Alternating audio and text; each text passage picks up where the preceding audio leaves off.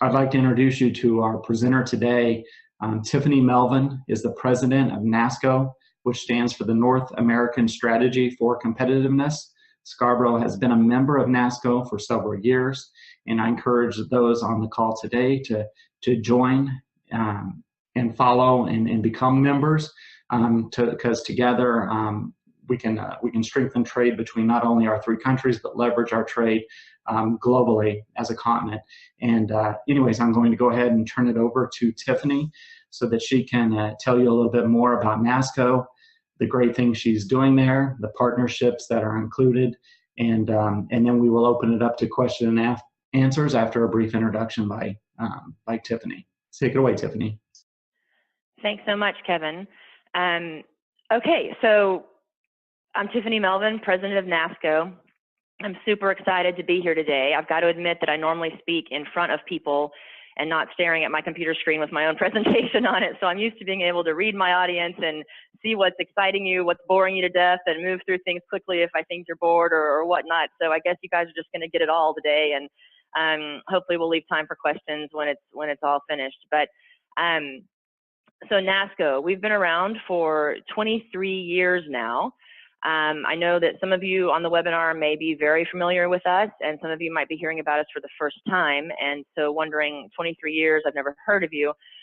We started back right at the time that NAFTA was enacted, although we have nothing to do with that free trade agreement other than that we work with the North American nations. But some people get confused and think that we're part of the NAFTA agreement, and we are not. But we were started as an entity called the I-35 Corridor Coalition. So you guys that are from Kansas City are familiar with I-35, but it runs from Laredo, Texas to Duluth, Minnesota, and connects up to Canada through the I-29 corridor. And we kind of build that figuratively as the NAFTA highway, the NAFTA corridor. But we started off in North Texas when NAFTA was enacted, because we already had a lot of truck traffic on I-35 in Texas heading south to the Laredo border, a lot of international truck traffic. You know, North American trade didn't start with NAFTA. So there was already a lot of truck traffic going north and south, and we knew that it would be more congested. So we were kind of bringing together local governments and industry to talk about, okay, whether this is good, bad, or ugly, let's make it an opportunity for us to communicate and figure out ways that we can plan for this growth. So we started off focusing just on the highway issues and trucking issues, and we have grown over the years, and I'm not going to take a lot of time or any time really to go through all the growth, but we grew very organically, recognizing that goods aren't just moving by truck, they're not just moving north-south, that freight corridors and freight networks are key to economic development, but you can't just focus on one corridor in particular. So very organically, we've grown over the years, really by proving our value to our members and having our members bring new contacts and new entities to the table to hear about what we do. And we've grown and grown and grown and grown. So as we stand today, and I guess I should say the I-35 Corridor Coalition turned into NASCO in 1996, and that stood for North America's Corridor Coalition, which was the I-35 figurative North American corridor. And then about, I guess, 3.5 years ago, we'd had such growth, and a lot of the efforts that we were working on as an organization weren't applicable only to I-35, but to lots of different freight networks. We decided that it was time to keep the acronym, but change it to be North American Strategy for Competitiveness, and that is where we'll stay for all eternity. So we have members now from all over Canada, the United States, and Mexico. We have provinces, states, cities, counties. We have industry that covers every level of the supply chain. We have all the modes of transportation. We have water ports, we have inland ports, we have real estate development companies, we have banks, insurance, we have universities, we have graduate colleges, you know, law schools, business schools, that kind of a thing, and then we've got community colleges as well. So as we stand today, we are the only tri-national membership organization that is focused on the competitiveness of North America, and we hone in on supply chain and logistics, energy and the environment, and closing the skilled workforce gap. So we have councils at NASCO that focus on those three areas. We are very, very grassroots. We are a nonprofit, so we're a membership-based organization, like I mentioned. But what makes us slightly different is that we don't have major entities or major governments that are putting a ton of money into our organization that makes us beholden to them and what their priorities are. So we have a very democratic, really vibrant network of grassroots, government, industry, educational institutions that work together and share information, and all have a common interest on North America's competitive in the global marketplace. So this is sort of, for some of the more visual people on the phone, this is an image now. I think we've added a couple of states since this was printed, but this is, the yellow really indicates where our membership comes from. So you can see we do cover a lot of ground on the continent. These are our main, this is our North American strategy. So improve the North American supply chain, logistics systems, transportation network to be the most competitive on earth, eliminate the unnecessary trade barriers, reduce cross-border transaction costs, strengthen our North American workforce, and to promote North American energy independence and security. This is the money slide right here. This is what I think we do best. We connect, we inform people, we share information, we connect our members to one another for business opportunities. We do meetings all throughout the continent throughout the year where we are getting feedback, input, ideas, suggestions, challenges, opportunities from our members. We learn of best practices that are going on out there. We share them with entities that we know might be interested in those. And a lot of people talk about a word networking and we connect people in partnership, but I feel like those words are really overused. We do this very thoughtfully, very directly, very intimately with our members. We get to know what your needs are, what you're looking for, and we're constantly, all day, every day, trying to reach out and get information for you guys. And it's really been working, and that's why we have grown so organically over the years without doing a big media blitz, talking about how wonderful we are. We're showing people. And I also kind of say that NASCO has been keeping North America working over these years, despite what happens at the federal level. We are making business connections. We're helping improve, the way freight is moved. We're testing out pilot projects and concepts internally at NASCO with federal agencies. So we really, while the federal government works on trade agreements or whatnot, we are actually making it happen on a daily basis. This All Trade is Personal campaign, we started actually in kind of mid-2015. And it has become more and more important, I think, particularly with the current environment, but really trying to reach out because we are a grassroots organization. Of course, we work very closely with federal agencies in all three countries and organizations that are advocates or lobbyists for different aspects that we touch on. But we feel like we have a real opportunity to weigh in very heavily in the discussion about the importance of trade, the importance of North American trade, trade agreements, because we have the good stories to tell. We have the companies that have benefited from NAFTA that benefit from global trade. So what we tried to do is, what we're trying to do is get a lot of the different organizations that care about these issues and are advocating for trade to share information, have common messaging, not be out there saying similar things slightly differently, because that leaves room for ambiguity. So what we're trying to do is get a common message, a common theme, work together to share information, and be very hard-hitting at the federal levels to talk about not just the statistics anymore, because statistics don't matter. The facts don't really matter. This has become an emotional argument. And so really trying to get the emotional stories, the good stories about how trade creates jobs and affects lives and affects the paycheck of people that don't even recognize it. And helping to educate people at the grassroots level that may be slightly anti-trade or that don't know enough about it, about the importance of it on their daily lives. That things don't just poof into existence in the grocery store, that everything that you touch, see, smell, eat, all day long, got there on a truck, a train, a ship, or a plane, and it's the cost that it is because of international trade agreements and free trade agreements, and if you do away with those costs skyrocket. So you better be careful what you wish for and that kind of a thing. So we've worked with lots of different organizations to work on messaging. We will continue to do this. This is not a short-term objective. It's a long-term kind of initiative of ours, but it's been effective so far, and I think will be more so as we move forward. I guess, okay, there we go, great.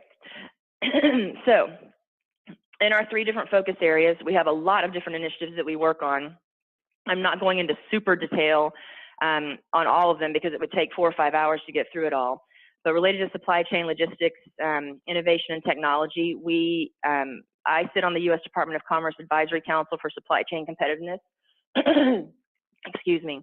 And I really am there to represent North American interests. That is a great group of industry from all over the United States that is really focused on advising the Secretary of Commerce on critical issues for freight movement, for supply chain, for infrastructure, for border crossings, for regulations, all that kind of thing. And so I actually chair the Trade Innovation Subcommittee, which is designed to be very forward-thinking and really bring in a lot of the technology ideas that can help with freight movement.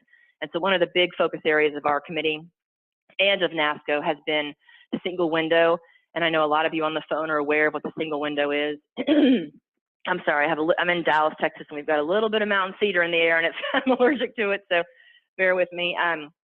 But so the single window is where you can have all of your importing and exporting information in one single portal. Right now, there's 48 different federal agencies that are involved in the authority to move goods across international borders or to clear goods across international borders. And not all of them work together and share information and are not linked together. And so the idea is to have one single portal where all the partner governmental agencies are working with the same data, and the importer or exporter goes on one time to enter their data, and then that information is sent to the different agencies as they need a requirement, and they have a time frame within which to respond if they've filed the information correctly or there's problems. And you use the transit time of the good to make sure that all of your potential errors and things like that are worked out. So it's a very exciting, this has been a 20-year process. It first was called International Trade Data Systems, and the ACE, the Automated Commercial Environment. ACE is becoming our single window. President Obama issued an executive order to have it completed by December of 2016. I think they're looking at actually completing and deploying the core trade processing capabilities by January 14th, which is coming soon. So we've been watching this very carefully. We've been using the NASCO network to help Customs and Border Protection and all the different partner governmental agencies with outreach to help educate people at the grassroots level that maybe aren't focused on this all day, every day about what the single window is and how it will impact their business operations. We have helped to get the government agencies out to the grassroots areas to have meetings and sessions with industry to get their feedback. We've been encouraging our industry members to engage in some of the pilot projects that we're testing out the single window technology. So we've been very, very active in this. And of course, at NASCO, everything we do has a tri-national focus. And so we very strongly believe in not just a US single window and a Canadian single window and a Mexican ventanilla única. We believe in a North American single window because our supply chains are already so integrated that it makes a lot of sense to have those three countries work very carefully to make their single windows interoperable. There are some, I guess, advisory committees underway, like the Customs and Border Protection COAC. It's a North American Single Window Vision Working Group. I sit on that, and I can tell you that they are going deep, deep, deep into the details of this and really trying to figure out if we were to have our systems be interoperable or work more closely together, what are the critical needs we would need and how to work through this. And it's a lot of just technical detail and data sets and groupings, but I have been a witness to how hard they're working on this. And so we keep track of that as well and try to give our members and our network information, cutting edge information about deadlines that are approaching and how that's going to affect their business and connect them to the different agencies if they need help or have questions to be answered. But we have spent a lot of time, I keep mentioning grassroots, but over the past few years, we have spent a lot of time really making sure that our federal government agencies know who we are and what we do and what a great resource our members are. Because when you talk about the federal government doing things and trying to implement, programming and pilot projects and stuff like that, they really need to have outreach, not with the major global corporations, but get the feedback from medium and small companies as well, because they have different perspectives. So we've really tried to do, really help them reach out to not just the same old players all the time over and over again for their feedback and input, but to give them fresh blood and new perspective from companies that are impacted by their decisions that they're making on a daily basis. Okay, next slide, please. So North American border crossings, we're definitely excited about some ideas that we have for pilot projects. We just brought on, we have our NASCO staff that is myself and Rachel Connell, who's our Vice President of Events and Membership, and Ariel Nicholson, who's our Director of Communication and Policy. But then we have a Vice President of Mexico and a Vice President of Canada. They're not full-time employees, but we just brought on our Canadian Vice President, Jennifer Fox, and she was formerly the Vice President of the Canadian Trucking Alliance. And they had some pilots and initiatives they had been working on, Canada-US, that we also think ultimately could be Canada-US and US-Mexico pilots. But these are some of them. I mean, the green lane pre-clearance, I'm sure most of you on the phone understand what pre-clearance is, but really trying to steer those efforts towards implementation of a truck processing lane where the pre-cleared drivers, and the cargo are presented with either a green light or a red light. And we did the empty trailer repositioning, quantifying the efficiencies that could be gained by capitalizing on those drivers, the available drivers and the equipment, by allowing the repositioning of empty trailers between distribution centers in the United States. The RFID and the FAST, the tiered FAST, this is an idea to take the FAST cards. They're low-risk ID cards for drivers, or actually allowing, low-risk ID cards for drivers that they already have the RFID embedded within them. This FAST program is already suffering a lot of reduced numbers of applicants and renewals because they are so difficult to obtain, because you have to go through such a strong security clearance. And so the idea of tiering it would allow more drivers to qualify for it. And if you get the FAST card, then you have the FAST card with the RFID embedded in it. And so then you can take those RFID embedded trucks. You'd have so many more drivers with the RFID with them that you can implement that at border crossings. And actually, they've done some studies to show that you could shave off about 90 seconds, per border crossing, and staggering when the thousands of trucks that cross at a single improvement. You would improve the truck throughput. I'm sorry, and having that RFID card could really be helpful there. So there are things that are such low-hanging fruit that really politics gets in the way of, and so we're still trying to push forward some of those ideas. And again, these are long-term efforts, but we don't want to stop talking about them based on any kind of current environment, because there's opportunities we could even test some of these out with the proper approval of the federal government with some of our own NASCO members. And then, of course, the harmonized truck weights and limits, encouraging uniform regulations with the NAFTA countries to alleviate the costly impacts, from the compliance issues at the border. We've done some conference calls with U.S. State Departments of Transportation and provincial departments of transportation or ministries of transportation along the I-35 corridor to talk about where they stand with their truck weights and limits, and their regulations related to freight movement, because these are issues that happen domestically from state to state and province to province, not just internationally across borders. So we're trying to get the dialogue going between the states. And there's efforts, we're not the only ones doing this. A lot of different entities out there like AASHTO, the American Association of State Highway Transportation Officials, have talked about this issue, but they're grouping it kind of in the Northeast, the Southeast, the Midwest, the Northwest, and the Southwest.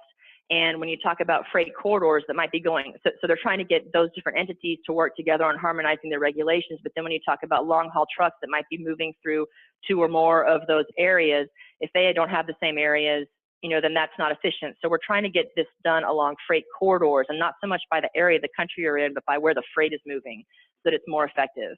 So those are some of the ideas that we have, and that we work at the federal level to try to engage them, see where they stand on it, and work to, change their minds about some things related to if they have a negative idea in their head of why this might not work, or it could be, bad for foreign, Canadians to be able to move empty trailers, that kind of a thing. We're trying to work through all those issues, but we're an active voice on that. And I think they recognize that we're not really going anywhere, and they have to answer to all the people that are moving freight on a daily basis, because that's whose lives and operations and bottom lines it's impacting. Okay. So I've talked about some of these things already, really. Let me see what the next slide. Okay, yeah, so let's go back one slide. So I've talked about the North American single window, trade agreements. Of course, we support trade agreements, and yes, this is an interesting time, and I'll get to kind of some of our thoughts on NAFTA and trade agreements in a bit. But most of our members, if not all of our members, are very pro-trade agreements. There's always room for improvements in them, and so we're kind of trying to get a good idea of our members, the pros and cons, what they really like to see. Issues to be dealt with and things like that, and make sure that we are a good voice from the grassroots to the federal level. I talked about our All Trade is Personal initiative, trade technology pilots and stakeholder engagement. We've been involved in a few different U.S. Department of Transportation pilot projects that are, technology solutions for improving freight movement, working on dray optimization in major urban areas and along freight corridors. We're currently involved in one that is taking construction zone information about predicted congestion times and lane closures, and getting all the construction companies to provide data in advance to the Texas Transportation Institute to develop this system to get information collected from all the construction companies about what they're going to do in those construction zones along, this one in particular is along I-35 in Central Texas. And they've put it into a system where they can give alerts to commuters and to freight companies about historic congestion times, predicted congestion times, definite lane closures, and then we're working with a company to provide optimization algorithms to be able to provide that information to truck dispatchers before they send their trucks down the highway. So that way, instead of waiting until you find out that there's a mess and you're stuck in it, you can get the information up front, dispatch your trucks accordingly, and then also be given notifications on the fly, like if there's an accident that was unexpected that no one could predict and it's wreaking havoc, and maybe there's a 45-minute delay to provide you with, audio alerts on alternate routes that you can take. So there's all sorts of pilots that are going on out there that are working on improving freight at ports, in major urban areas along major freight networks. And so we try to keep our finger on the pulse of those, and whether we're involved in them directly or not, encourage stakeholders to participate and be able to give that information to our members about what's being tested out there, because all this cutting edge, innovative technology that's out there is definitely going to be beneficial as we move forward, particularly when we don't have the funding to address the infrastructure needs as far as capacity and cement and nuts and bolts.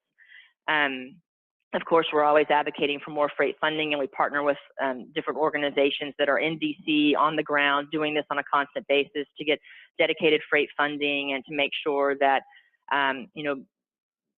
presidential permitting issues and all sort of the things that are going on related to federal government decisions and burdens on the supply chain are hopefully going to, get some sense talked into them and help improve the processes. And the highway bill that was passed had some freight funding categories in it for the, for the first time in a long time. So dedicated freight funding, so that was a big success as well. Okay, next slide, please. So let me look at my watch real quick. Okay, American Energy, I think I'm kind of running out of time and I've only barely gotten started, but so North American Energy, and this is obviously a huge issue, and with the Mexico energy reforms, there's a lot of opportunity there. Yes, they were poorly timed with the price of oil dropping, but there's still a lot of opportunity there. But we believe at NASCO that we do have the opportunity for energy independence and energy security, and we have no better partners to work with than Canada and Mexico on that from the U.S. perspective. Strengthening government-to-government relationships along those lines, making sure that we're having our members get access to, like we're organizing later this year, we're going to be organizing a call with the chiefs of staff of the three ministers of energy of the three countries so that we can introduce them to NASCO, make sure they understand that we're out here and that we have this great resource and network of companies that are very interested in energy and, and the environment, and be a good resource for them and feedback as they move forward. And then also working on a lot of legislative needs and gaps in current programs and strategies. There's a lot of effort underway to improve incentives and to do, grants for converting your truck fleets and things like that. But then there are also some strange restrictions on them that don't really fit with industry. And so as we learn more and more about those, we want to be able to assemble our members to be a strong voice for, common sense approach to grants and funding incentives. Next slide, please. So the permitting and regulatory issues specific to fueling stations is obviously an issue of ours. The grant opportunities, I kind of just talked about those two things. Working with the industry to connect them to the people that write the grants and the legislative intent behind the grants to make sure that those are meeting the needs and requirements of both. We are watching very closely with the natural gas and fossil fuel development, working with entities that do a lot of research and analysis on the economic impact that export terminals with LNG and natural gas development have on communities, energy infrastructure, advocating for increased, pipelines across international borders, keeping an eye on the pricing climate, the U.S. regulatory process, identifying standards and programs related to air quality and freight emissions, and how those impact the deployment of renewable energy and clean air strategies. We're partnering with the EPA Smart Way. We're an affiliate of the EPA Smart Way to help increase the awareness and connections for the EPA and a lot of our members that are interested in their programs, and encouraging our members to participate in their programs. Obviously working with, the ports and sustainable ports. So we have a lot going on there. The energy trading, these are not things that I'm a super expert in, but we have members that are very much experts in these issues. And so there's always opportunity for us to connect our members, to and our network beyond our membership to our members that are experts in these areas. So we are working, a lot of what you're seeing on this PowerPoint is kind of our plan for 2017. And so if any of you out there are interested in our Energy Council or our energy initiatives, you can certainly shoot me an email and I can provide you with more information or connect you to the people that have all the details on a lot of these issues. I know enough to be dangerous. So then the next slide, please. I actually can't tell if I'm controlling this or not, so it's working though somehow. So our workforce, this has been a big issue of ours for several years now. It's turned into a full-blown focus area of NASCO's, and it was not originally that way. But as we started, kind of polling our members on an annual basis about what challenges they're facing and what they feel like are critical issues and where NASCO could weigh in, a lot of them kept saying, you don't do this, but our workforce, the gap in our workforce, and finding entry and mid-level, workers in manufacturing and logistics jobs is really a problem. And enough people said to me, this isn't really what you're designed to do at NASCO, but this is what we need. We talked to our board and said, look, we need to bring this on. And it's really resonated with our members. And we're working on this in a couple different ways. We work on the workforce initiative from an individual country perspective, but also as the tri-national North American market. But early on, we found one training program the Manufacturing Skills Standards Council. They have some training program, lots of different training programs. So we honed in on their entry-level manufacturing and particularly their logistics training program, the Certified Logistics Technician and the Certified Logistics Associate. They have become great partners of ours. And they have they're one of the nationally accredited bodies that creates these entry-level programs with the standards. And they've had a great success record in the United States going into high schools and community colleges and turning out a student or a person that is very well trained and understands very well what they're getting into with a logistics job and understands where they fall in the supply chain and what the supply chain even is. They're really real-world training programs that help prepare them for the realities of the job. Which is really important. But so we had an idea at NASCO. MSSC ended up getting their ISO standards, which means they can train globally. Probably now, time flies, but it's probably been 2 years ago, I guess. And when that happened, we thought it could be a great little test case within our own NASCO membership to introduce the MSSC training programs that have been so successful in the United States to Mexico and Canada. And we were helpful in connecting MSSC to the Canadian Manufacturers and Exporters, the CME, and they signed an MOU to talk about harmonizing some of their Canadian training programs with the MSSC standards, and are still in the process of working on that. And then we introduced them to Mexico Conocer, which is the Mexico federal body that creates the training standards in Mexico.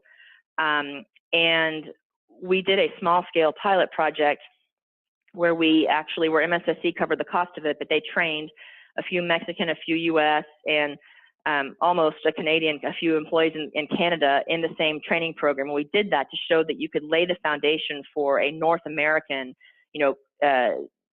foundational career technical education curriculum, and that there could be potentially mutual recognition among the 3 North American nations and the certifying bodies in these North American nations of that training program. And we learned a lot from that. The reason why I said we almost trained them in Canada, the Canadians, we had a company that reviewed the training program and said, this looks great and actually could be really beneficial to our employees, but it's written with, U.S. standards. Like there's a couple of Canadian tweaks that need to be made to it, and which is totally, absolutely true. And so they didn't actually train their employees, but they did have some of their logistics manager and director levels take the course and review the course and said that it certainly could be very valuable. In Mexico, we had the Mexicans take the training program, but they didn't take the assessment at the end. And so like in the U.S., you take the training and then the assessment, and you get, a certain percentage right. And that's what you take to your employer to say, look, I know this, or you take to a potential employer and say, look, I've passed this training program and here's what I got on it. And it gives me a basic understanding or an elevated understanding of the job that you're asking me to do.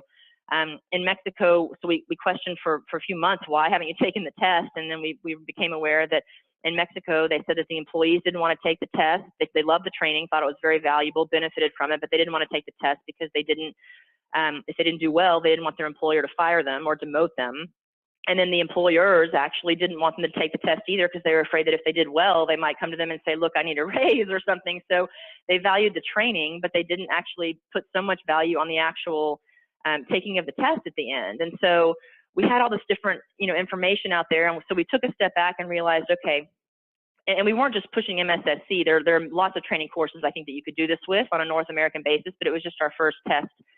And we decided, okay, since Mexicans do things differently than the US and Canada, and understandably so, we need to work on those pathways and elevating the public awareness, because there's still, despite the training programs that are out there and that are very, very good, there's still a lack of interest on a lot of people to go into manufacturing and logistics jobs. So we need to help them understand the exciting opportunities in manufacturing logistics, that it's not the same job as 50 years ago, that you're dealing with robotics and there's advanced manufacturing and they're critical pieces of the supply chain, and you should feel proud of yourself for being, in the warehouse and that kind of a thing. And so we're trying to help elevate the image and elevate the public awareness of where you go to get trained, of where you find the training, because a lot of people don't know where to go. And then, of course, promote the use of that baseline foundational career curriculum that has mutual recognition in the 3 countries.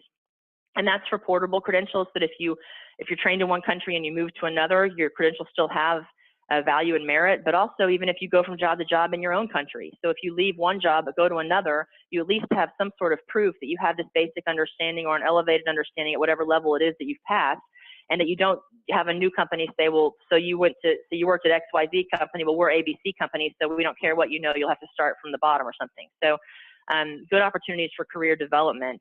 And so we have worked on a North American Workforce Declaration that kind of outlines these key things. We're going to be working on bringing together key stakeholders of industry, training institutions, and local governments to get feedback from them in both Canada, in all 3, Canada, US, and Mexico, on what's working, what's not working, what's the status of everything, and pull it together and be able to figure out where NASCO can play the greatest role in North American workforce issues, but also in connecting domestically the training programs to the people that need the training. Okay, I guess let's go to the next slide. That's the pilot that I just talked about. So if we go to the next slide. We also, I mentioned earlier, we have graduate schools and universities. So we're not just focusing on those entry and mid-level jobs, but we're focusing on, educating the workers of the future at every level, from the highest levels of graduate school and college. Our universities, get together and talk periodically. They share information, they share research. There's some ideas floating around about doing some pooled research between the different universities and engaging students on an international basis. Some of our graduate programs, like Texas A&M Law School, they did a capstone project with the Bush School in College Station and with the Texas A&M Law School in Fort Worth, and they did some studies for us on the Buy America Act and on the harmonization of trucking regulations and freight regulations, and also on public-private partnerships at borders. So we've been able to tackle, some really deep, interesting research topics with our universities and their students, and it gives those students a great opportunity to kind of quote-unquote work for NASCO as a client and, get real-world experience. And it's been a great experience. We also are thinking about now probably going after some grant funding in the future and using our universities as partners in that process, and some subject matter experts, and using them for research, but also for helping us and enabling us to be able to go after some grant funding to start doing some more of our pilot projects that we're interested in pushing forward. Next slide, please. Communication, we have social media and Twitter. These are not my areas of expertise at all. Ariel Nicholson on our staff does most of that. But we have a NASCO newswire that goes out every 2 weeks, but we are constantly trying to put actionable information in the hands of our members, sharing information about our members' success stories, telling about what NASCO is doing, what we're going to be doing, where we're going to be, so that everyone in our network can stay on top of things. And if they want to travel with me because I'm going to Calgary or wherever it might be, then everyone's welcome to come. And I also wanted to point out, I think, let's see, next slide. Okay, so we do events. We have an annual conference, our Continental Reunion, because we feel so much like we are a North American family. It was in Dallas and Fort Worth in November of 2016, and it'll be in Monterrey, Nuevo Leon in October of 2017, and then in 2018 we are headed to Regina, Saskatchewan. So it rotates between the 3 countries each year, and they're great ways to get a taste of NASCO and to come meet our NASCO family members. And then we also have regional competitiveness summits throughout the year where we go to lots of different places across the continent and do smaller events like a half day or 3/4 of a day and really hone in on the NASCO 3 focus areas and get much more of a roundtable type discussion and get good feedback from our members that help us figure out what our agenda items should be and making ourselves very timely. And then this is our NASCO contact information. For January and February, Rachel Connell is out on maternity leave. Ariel is studying for the bar exam, so I'm flying solo in the United States. Actually, I'm not. I'm flying solo all over the continent, and then Francisco's in Mexico and Jennifer Fox is in Canada. And I also wanted to point out that I just this morning got some great articles about NAFTA and the Trump administration and kind of the state of affairs and what to expect, what's the uncertainty level. And American Shipper magazine is putting out a new project called the Adam Smith Project. So they had some great information in some of their articles, and I would encourage all of you to go to American Shipper and to the Adam Smith Project and sign up to get those articles. I think they'll let you do a free 30-day trial, but it would be a good 30 days to do because they're doing a lot of stuff on NAFTA if you're interested in those. And then on that note, just with the Trump administration, of course, we're getting asked quite a bit about NAFTA, and since we're North American Strategy for Competitiveness, are we freaked out, or what are we doing? Are we coming out guns a-blazing, against him and that kind of a thing? And really, we have a really diverse membership, and one of the things that's most important to us is that we have a close working relationship with the federal government, because if you get cut off by the federal government, you're going to be missing a lot of information, a lot of opportunities. So we're not coming out guns a-blazing. I don't think there's a need for that. I think that we are ready and willing to work closely with the Trump administration to educate them on the importance of North America working closely together, the importance of our integrated supply chains. And I do think that there's a difference between campaigning and governing, and I hope that if Trump is talking about renegotiating NAFTA, we're not afraid of that either. We're certainly not promoting it, but if it does get renegotiated, there are rooms to improve it. It's a 23-year-old document now. There's been a lot of changes with e-commerce and technology since NAFTA was written that affects our supply chains. There's opportunities to streamline border processes and regulatory alignment and better intellectual property protections. And there's a few things that could be fine-tuned. But NAFTA has been a tremendous success for the United States, Mexico, and Canada individually, and as a North American continent in the global marketplace. I think the sky's the limit on what we could do together. So we're not afraid, but we stand ready to help educate, to show true examples. Our All Trade is Personal campaign, I think, can do that very well, and connecting our members' stories, the emotional, good stories, job creation stories, cost of goods in the marketplace stories to them. And I think once, if the Trump administration decides to go there, once they start, unraveling NAFTA, they'll see the great benefit for the U.S. companies. And so I think they wouldn't repeal the whole thing. I would hope they would just fine tune a bit and have it be an opportunity. And our Canadians and Mexicans have said that they're open to that as well. So I don't think there's any reason to panic. I don't think there's any reason to be, nasty or ugly or fighting. I think we all just need to be very diligent and listening and reading and watching what's going on and be ready at any moment to voice the opinions and give the feedback and the input for how successful NAFTA and North America is together and how detrimental it could be to lose those types of solid relationships.